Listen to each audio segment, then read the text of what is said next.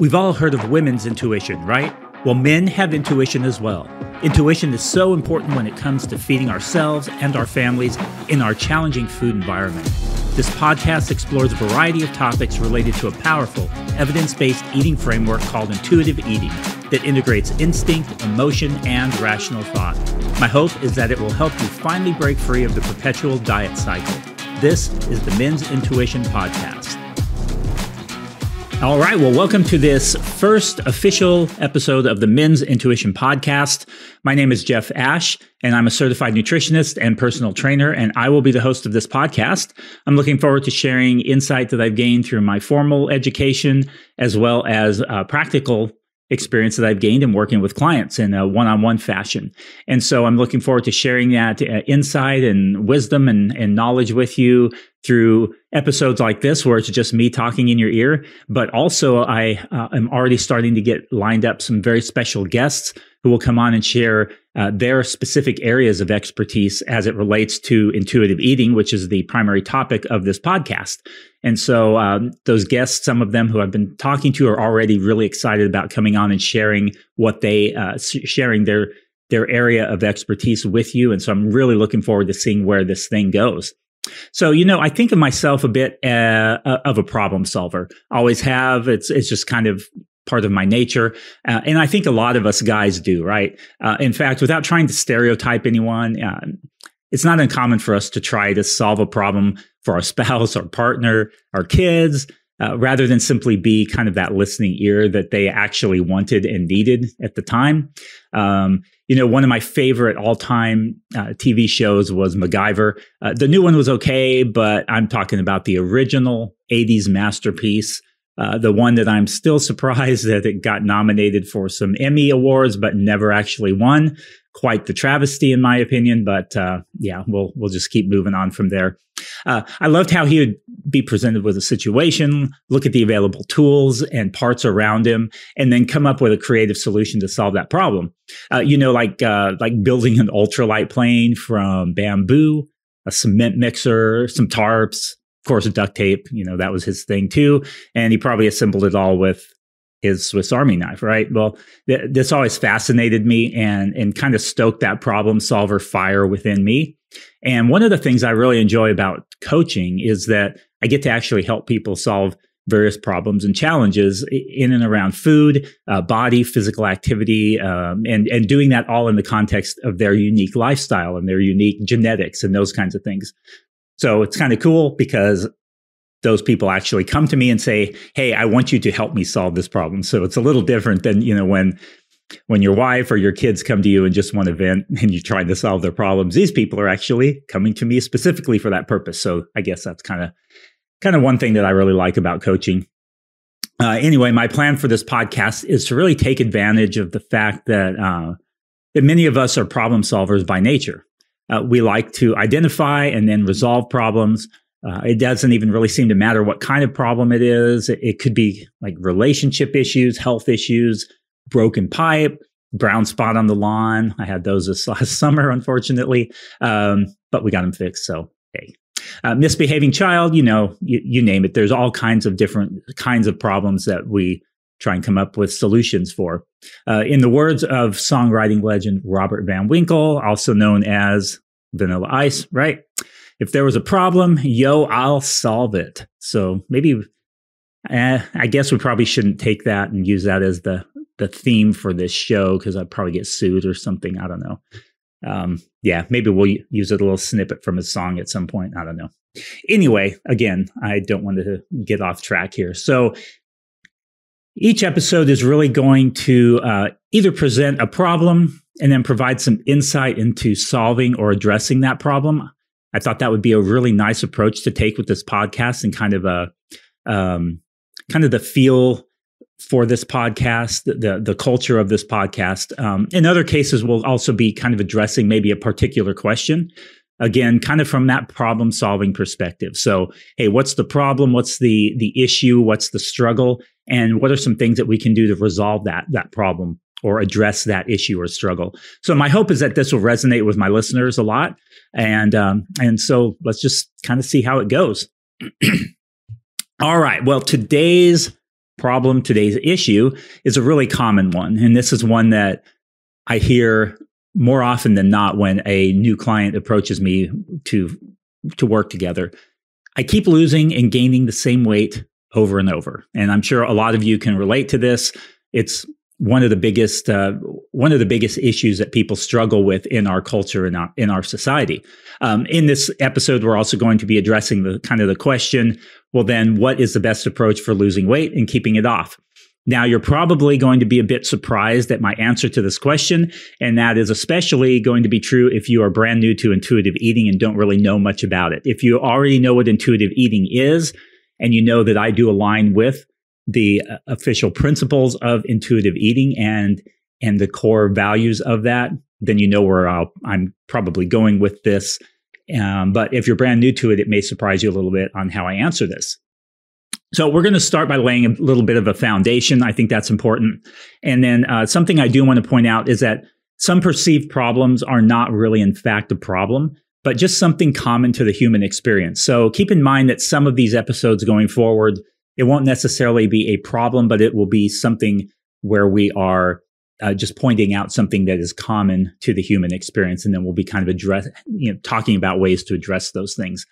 All right, so let's get started here with this foundation. So Setpoint Theory says that the human body tries to maintain its weight within kind of a preferred range.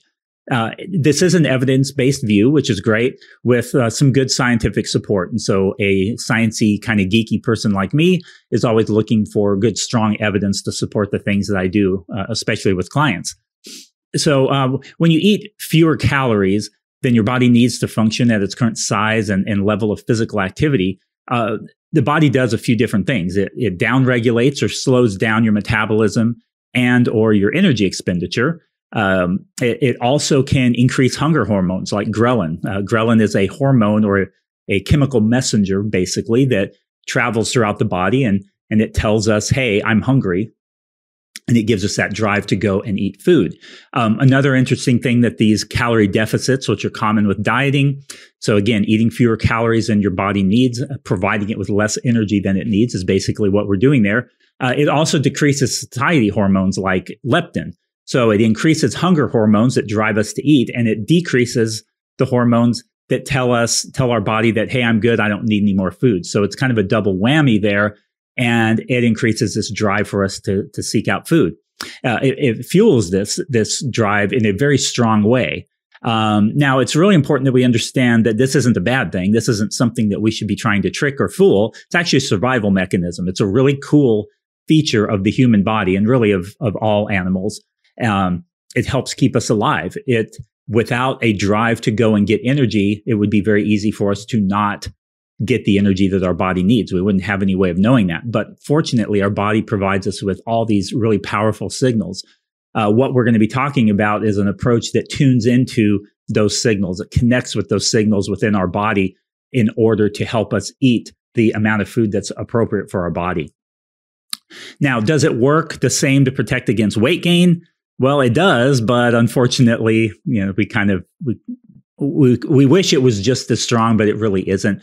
Seems that the body is much more careful about letting us know when we start to get inadequate energy intake, and it doesn't give us signals that are quite as strong to tell us, hey, you've had more than you need. So this is why it typically is easier to gain weight beyond your set point than it is to maintain weight loss below your set point. So an explanation for this is that we can see this in some of the overfeeding studies that have been done. And in these overfeeding studies, what they do is they carefully control all the factors and variables, and then they overfeed people beyond what their energy expenditure is. And it's really interesting because this highlights the importance of understanding that we're all so very different. We all have a very unique genetic blueprint. Some people, when you overfeed them, their body just ramps up energy expenditure through kind of non-exercise activity. So fidgeting and just other processes in the body that expend energy, it ramps it up to meet that additional energy intake or additional calorie intake. And so it just kind of is a wash, sort of offsets it. In other people, when they overfeed them, they immediately begin to store body fat. And this is something that we really don't have any control over. This is kind of a genetic thing. And it's just really important to highlight the fact that all of us are different and our bodies are going to respond to this in a very different way. And it's good that we understand that and kind of accept that as we move forward. So the Setpoint Theory really helps set kind of a foundation for what it is that we're going to be talking about today. This means we all have these varying genetic blueprints that dictate a lot about the size and shape of our body. So it not only does it dictate body fat, but it also dictates muscle mass, and our propensity to gain muscle mass, bone sizes, proportions, accumulation of fat mass, distribution of body fat and lean body mass in different areas within the body. And this is why we all look so different and why you can have two elite level athletes who are performing the same basic tasks. Look at sprinters. You look at sprinters and their bodies are different. They may have similar characteristics in certain ways, but you look at them and their proportions are different and they're going to be shaped different. You look at long distance runners and that kind of thing. And these different genetic factors also play a role not only in how our body looks and the size and shape, but in how it performs. So you have, as I said, sprinters, compare those with long distance runners. They really tend to gravitate toward one or the other because the skill set and the way that the body functions is very different between those two variations on running. Strength athletes versus kind of more graceful gymnast dance type athletes. And again, the bodies function in a little bit different way. And that's why elite athletes kind of tend to gravitate toward one area or another that really fits well with their genetic blueprint. NFL, American football for any of my listeners who are outside the US.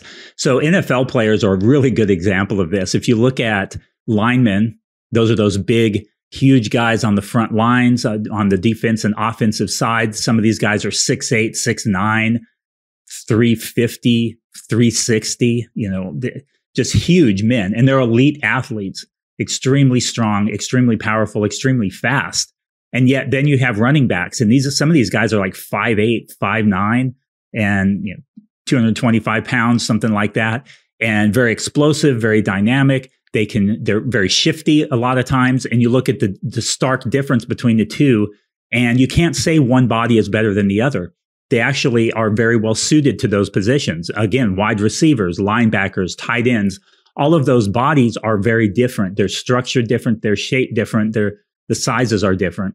And it's important to understand this fact. I always kind of think of the NFL as a kind of an interesting picture of this variation between human genetics. It's really interesting when we look at it. It just kind of illustrates that fact pretty powerfully because, you think, can a lineman become a really good, elite level wide receiver if they just maybe lost a little weight? Well, no, their body isn't designed that way. It's just not going to function optimally in that position, nor would it function optimally as a running back. Could a 5'8" running back be an effective offensive lineman? Not a chance. They would literally get picked up and thrown on the ground. And so I think that's a really good illustration as we go further into this particular topic.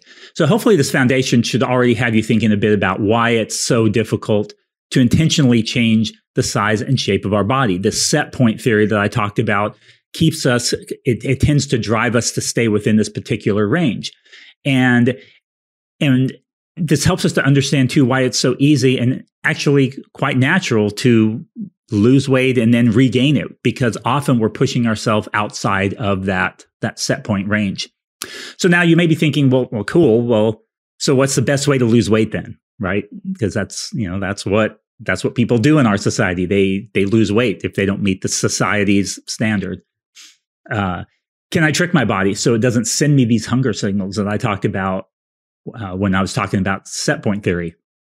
And see, this is the issue with dieting. Numerous weight loss studies show that dieting just doesn't work well.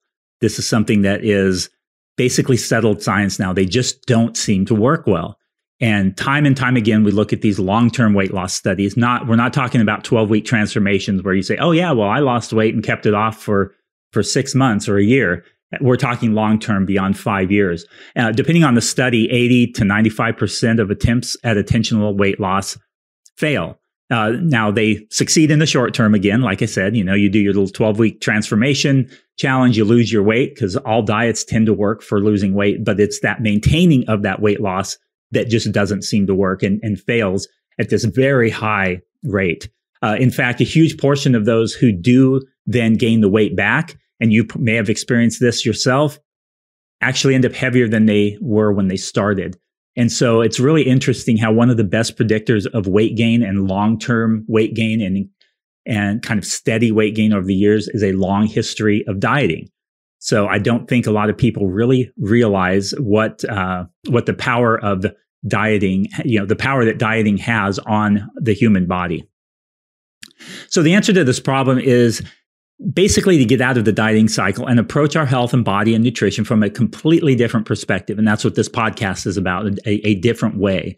Rather than thinking in terms of intentionally shrinking your body, shift it to a very different perspective. And that perspective is really important.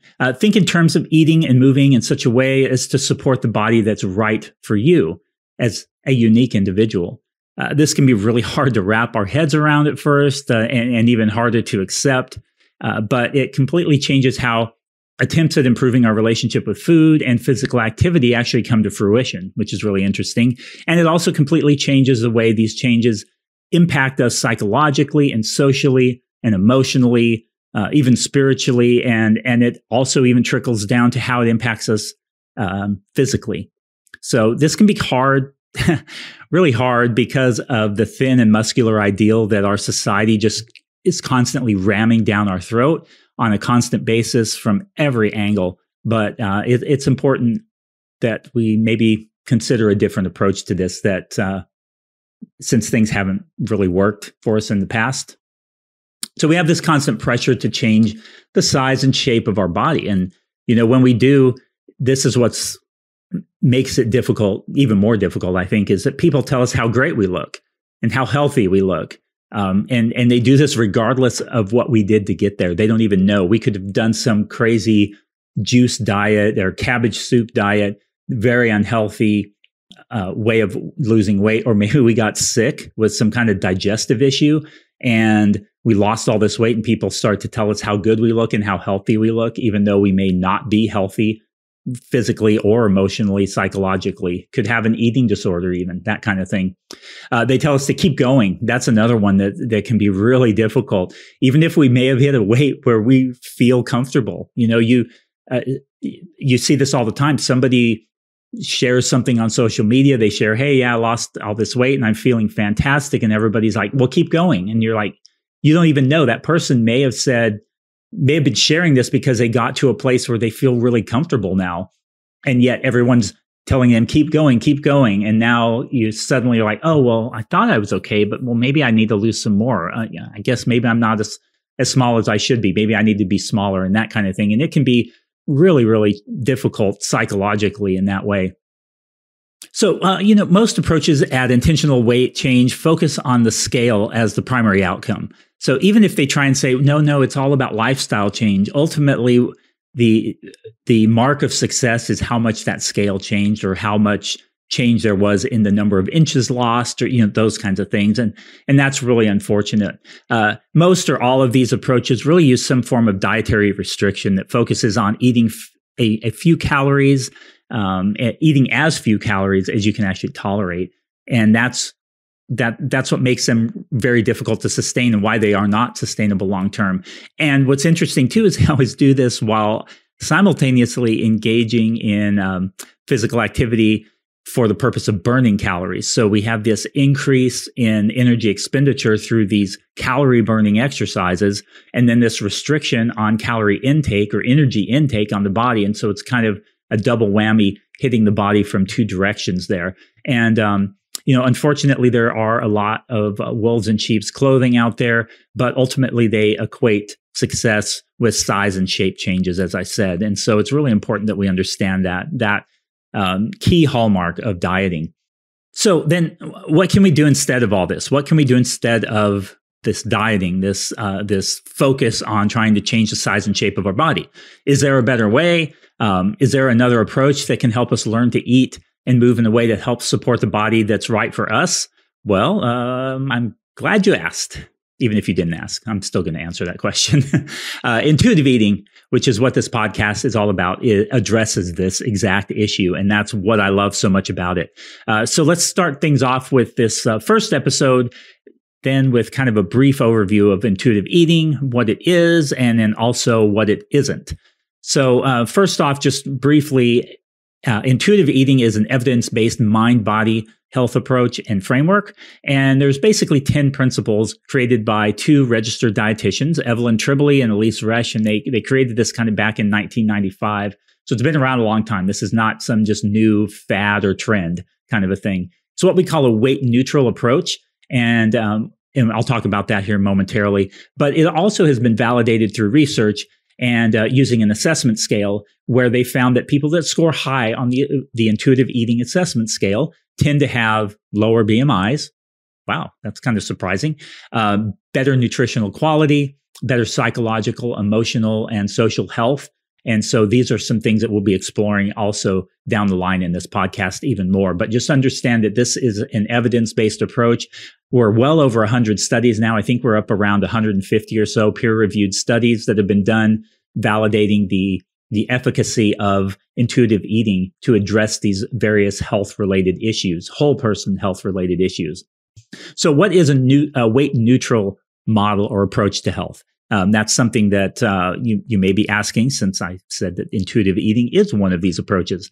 Well, weight-neutral approaches don't immediately pathologize a person based on the size of their body, but rather they address health and health issues from kind of a whole person perspective. So when someone wants to improve their health, a weight neutral approach doesn't focus on weight loss, but rather all the bazillion other things a person, I used bazillion, yeah, like, our little kids use that word, but hey, it seems suitable here.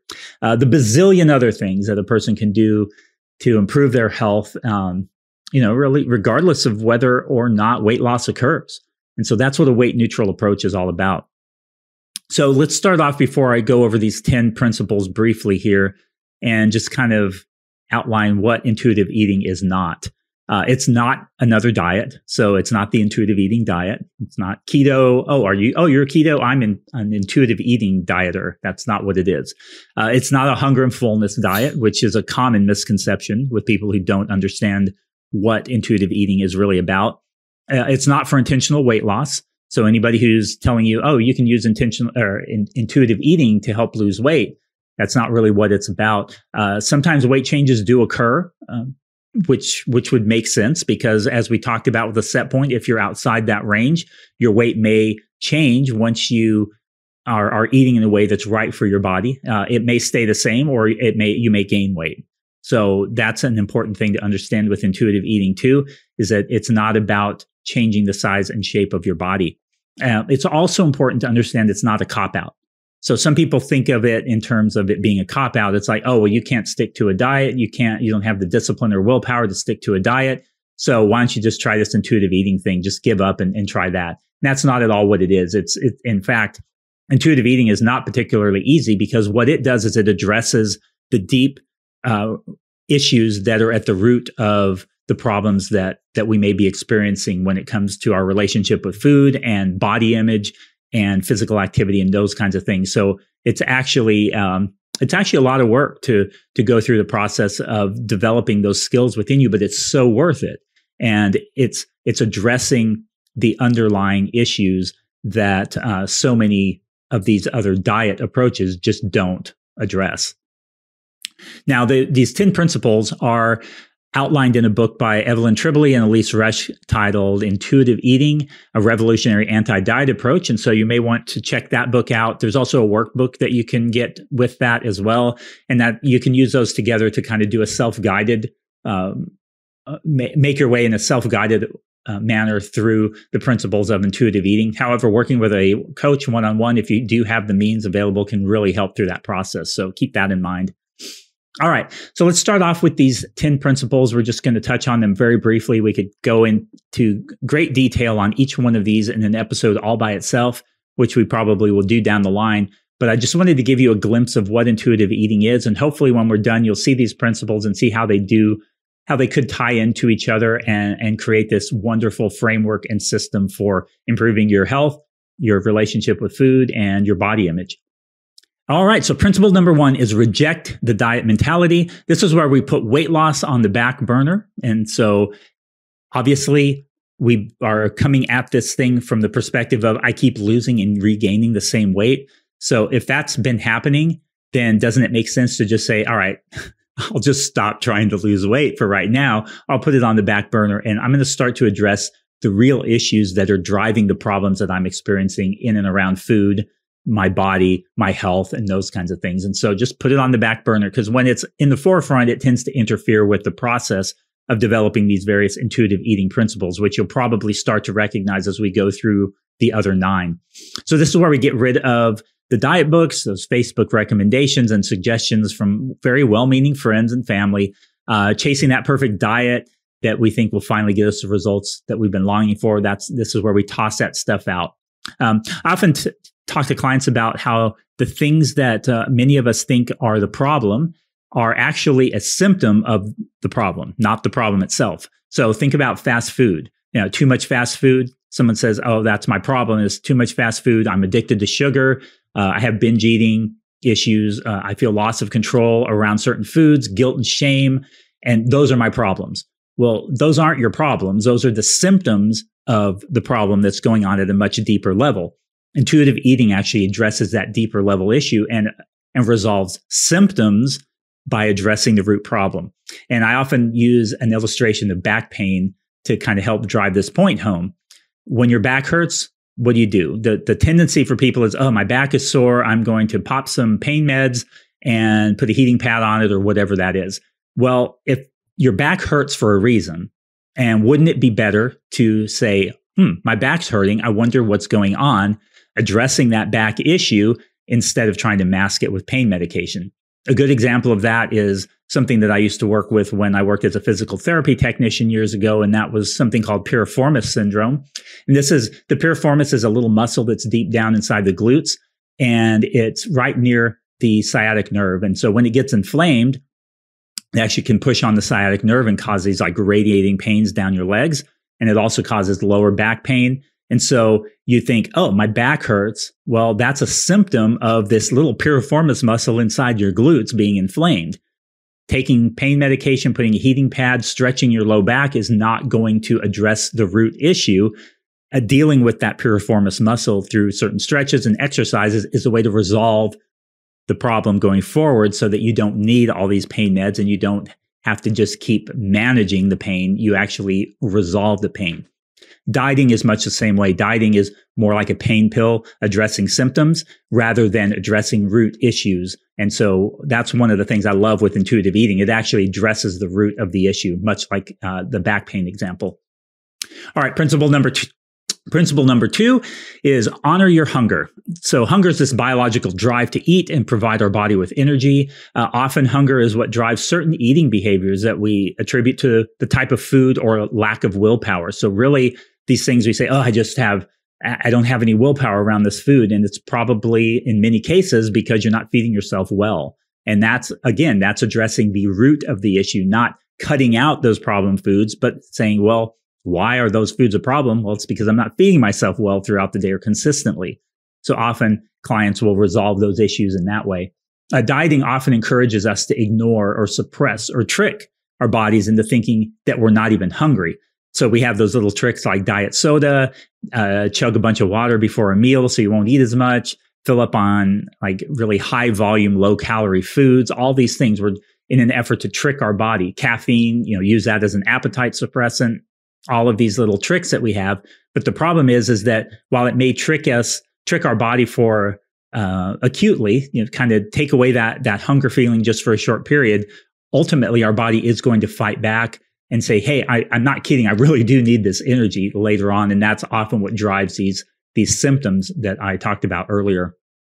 Very important principle. Number 3 is making peace with food. So one of the hardest parts of intuitive eating is this principle, and it typically takes the most work. This is where you call a truce and stop that internal fight that you have going on with food.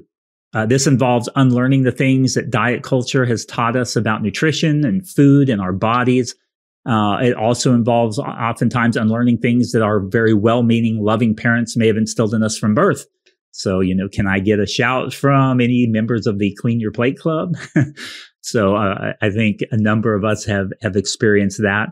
I was fortunate that I didn't myself, but I deal with clients on a daily basis who do experience that. And what's really interesting is I was talking to somebody last night about this and the fact that while my parents didn't insist on that, because our culture is so ingrained, that's something that's so ingrained in our culture, I still have that sort of drive in the back of my mind that, oh, there's still food on my plate. I should probably finish it, either to be polite or not to be wasteful, that kind of thing. We'll address that in another issue. So I need to stop now before I go off on a tangent. But anyway, unconditional permission to eat all foods in any quantity at any time is a really important aspect of this. So you may be saying unconditional permission to eat any food in any quantity at any time. This is where we understand that stopping restriction is really important. Restriction is a hallmark of dieting. Now, this is a really scary concept. And again, we'll go into detail on how you do this. But you may be thinking, well, this is what got me into this mess in the first place.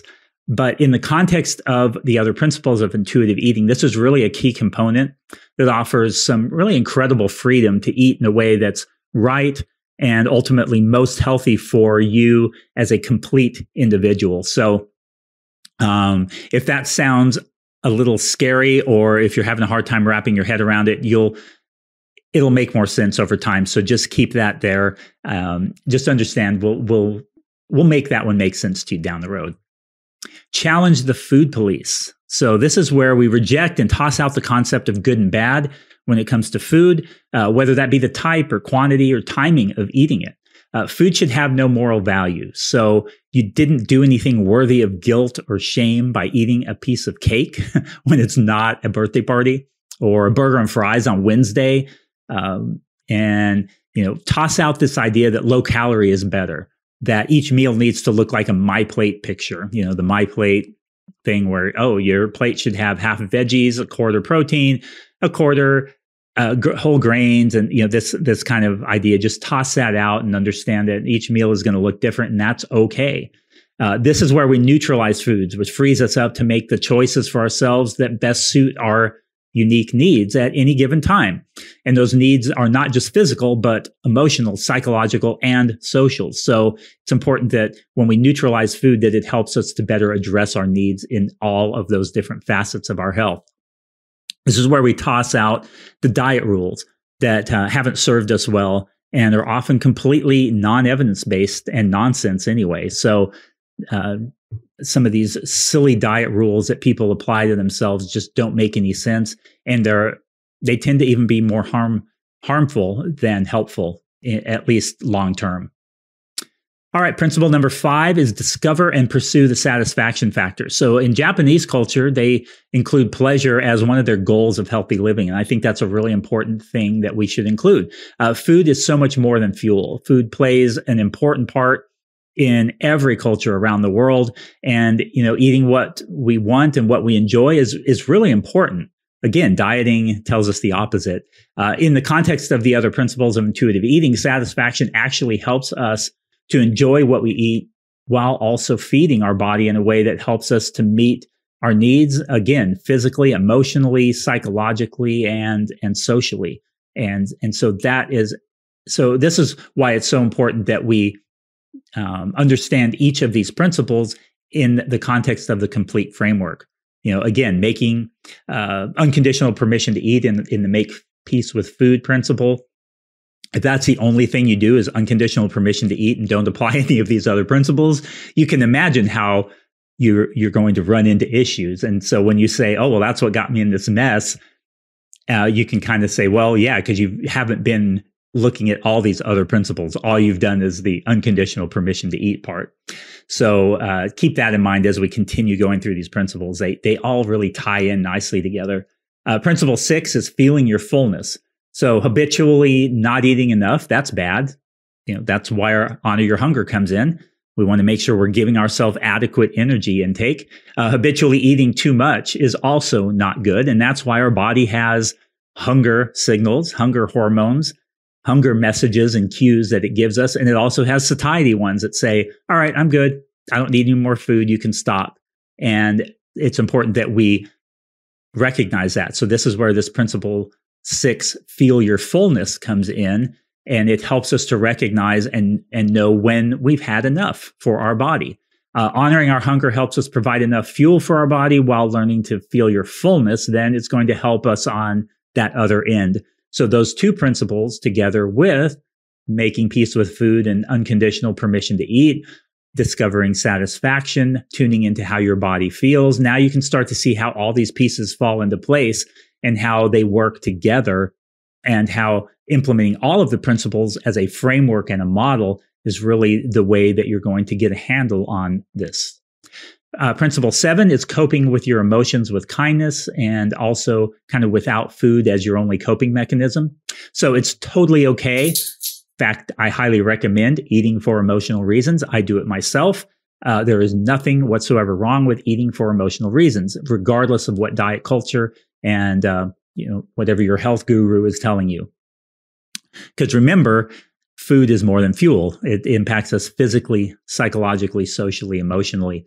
It's not healthy physically or mentally if food is our only coping mechanism, of course. That's where the problem of emotional eating becomes an issue, is when it's our primary or only coping mechanism. Now, if it is currently, I do want to say that you don't want to yank the rug out from under yourself and just say, well, I'm not going to cope with my emotions with food anymore. You need to replace that with something else before you remove food as that coping mechanism, because you could really harm yourself psychologically and mentally and emotionally if you just yank that out from under you. And that's and something important to understand through this process is that all of these different factors impact us in many different ways.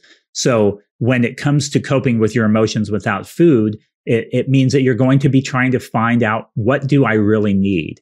I've been using food to cope with this emotion, but what would actually help me deal with this emotion? What would address the emotional need that I have at the root that food has not been addressing for me? Again, food kind of being this sort of medication or this Band-Aid that we've been using to cope with our emotions. So sometimes it's food. Sometimes sitting down with a pint of ice cream or a piece of cake or a brownie or a couple of cookies or whatever it is just what the doctor ordered, so to speak. It just, that feels so nice. Help me relax. Just what I needed. But other times it's a hug. And eating a cookie when you need a hug is not going to meet the need of the hug. A conversation with a therapist, the need to talk to your pastor or a friend, that need there, that emotional need there, is not going to be met by eating a bowl of ice cream. That may numb it temporarily, but it's not going to meet the need. And so what we need to start to do is really get curious and ask ourselves, hey, what is it that I truly need? And then trying to get those needs met in a way that doesn't involve food as the only coping mechanism. Sometimes it's time with our children or our spouse. So these are just some examples of ways that, food is not going to meet those needs. And when we're starting to tune in and really consider our deep needs and then find ways to address those, that's how intuitive eating helps us to then deal with emotional eating issues. All right. Respecting your body is principle number 8. And this really ties all of this together.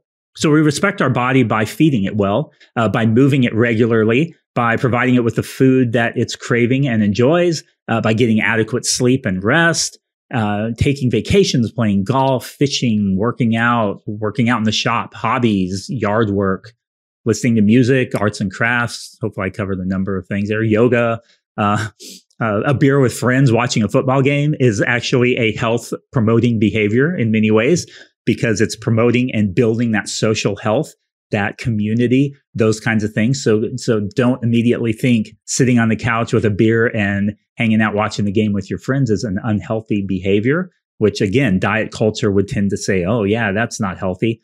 But in fact, it can be a very healthy behavior to build those other facets of our health, not just the physical. All right, we're coming around the bend here toward the end. Principle number 9, movement. And in the book, Tribole and Resch refer to it as movement, feel the difference. And I like that approach because it takes the emphasis off of exercise for the purpose of changing the size and shape of our body or for burning calories. Formal exercise is great. I engage in it myself, but it's not the only way to benefit our bodies through movement. So there's non-exercise activity that's extremely beneficial from a health perspective. And it should be enjoyable and something that we look forward to, not something just to burn calories or to maximize hypertrophy, building muscle, or to optimize fat burning and that kind of thing, which is, again, what diet culture tends to do with exercise. Oh, what's the best exercise to burn belly fat? What's the best exercise to maximize muscle growth? What's the best exercise to burn fat? Should I use high intensity interval training, HIIT, or should I use cardio? Too much cardio will impede muscle growth. So we overcomplicate this whole thing instead of just enjoying moving our bodies. Now, if you have very specific goals, specific athletic goals, then there may be some formal structured training that's involved. I do that myself. I do the ninja obstacle course training. So American Ninja Warrior stuff. I love it. It's so much fun. I'm fairly new to it, but I do some other training aspects, not just swinging from ropes and jumping from bars, because it helps me to then enjoy the sport itself more. So again, there are reasons for doing that, and that's perfectly fine. But the key here is that you find something you enjoy, that you look forward to, and that's sustainable for you. Because really, just moving your body more is going to give you the bulk of the health benefits from movement. And that's what a lot of people don't understand, is you don't have to engage in some super hard, structured, long workout program in order to get the main health benefits. All right. The last principle is principle number 10, a gentle approach to nutrition. And so it is last for a reason, and it's because it can interfere with developing the other principles, as you might imagine. Nutrition science can come into play here, and I often will share some of those key things with people.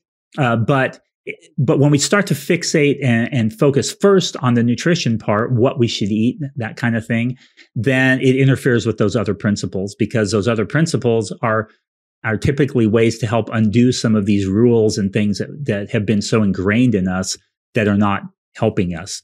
So some examples of gentle nutrition might be, have some protein, fat, and carbs at each meal. And why? Well, it's quite satiating, and it sustains us better than like a handful of pretzels. So a good snack, you might think, an apple's a good snack. Well, an apple, there's nothing wrong with that as a snack, but if you add some protein and fat to it too, then that apple snack is going to sustain you much longer than just the apple itself would. Also, another example of applying this principle would be understanding how fiber and mixed meals that have protein, fat, and carbs in them, for those that have type 2 diabetes or pre-diabetes, can help regulate blood glucose. It reduces the blood sugar spikes, keeps things a bit more even. And so that simple change, no weight loss involved, no cardio involved, none of this other stuff on the side, just that simple act of being mindful and thoughtful of how you structure that meal is enough to help improve your blood glucose regulation. Also, ensuring enough protein can help with recovery after vigorous and intense physical activity. So also, this adequate protein can help build your strong immune system, and helps with our appetite regulation, keeping that much more even throughout the day, and these kinds of things. And so this is how we then apply gentle nutrition to the complete model and framework, is that we take what we know about it and then we apply it to these different areas. All right. So this was a very high level, brief overview of the 10 principles. I think the episode went a little bit longer than I intended, but I really do want to try and keep these episodes to 20 or 30 minutes, except when I have a guest. And then, of course, they'll go a little longer there. But hopefully you found this really helpful. We could do an entire episode on each one of these principles. And so I had to kind of pick some key points to bring out of those. So hopefully I did a good job of tying that all together. When working with clients, we'll often bounce between working on different principles at different times, depending on what a person needs. So don't think that the way that you go through this is step 1, step 2, principle 3, principle 4. It's not a step-by-step approach like that. It's you tend to work on the areas where you're struggling, and you tend to come back to other principles at different times and develop them further and address different issues by re-exploring those different principles and that kind of a thing. Understand this isn't a quick fix, which probably you have already figured out by now, but it's extremely fulfilling and freeing when you implement it and when you develop these principles. So how would you go about getting started with this? Well, continue to listen to this podcast. This podcast is designed specifically to guide you through all of this process. And hopefully as you listen to it, you'll learn and grow right along with me here. But you can also check out that book, Intuitive Eating by Tribole and Resch. That's a great place to start. They go much more in detail into each of the principles as well as some practical ways of applying it. But definitely, if you have the means, working one-on-one with a coach is really going to be helpful.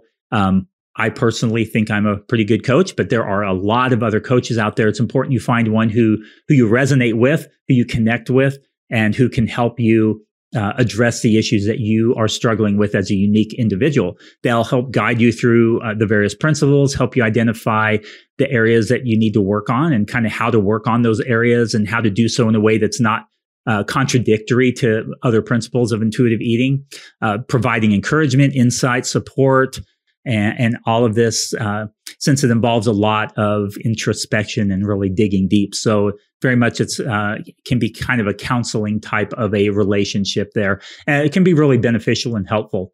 So I highly encourage you, again, if you have the means, not everybody does, unfortunately, but if you have the means, seek that out. There are some coaches who are doing some group programming, which is much more cost effective too. And if you need some help finding one of those, certainly let me know. I'll probably be starting one up at some point too, kind of targeting men specifically. But I can certainly help you find something if a one-on-one coaching relationship is not something that's the right fit for you right now. So I do want to thank you so much for listening to this first episode. Please do subscribe to this podcast if you think it's going to be beneficial, and share it around with other people who you think might benefit from it. And let me know if there are any topics that you'd love to discuss. Let me know how you like the feel and the flow and the direction that the podcast is going. And I'd love for you to leave a 5-star review on your podcast platform of choice, of course, only if you really like it. So again, thank you for listening, and I look forward to more episodes to come.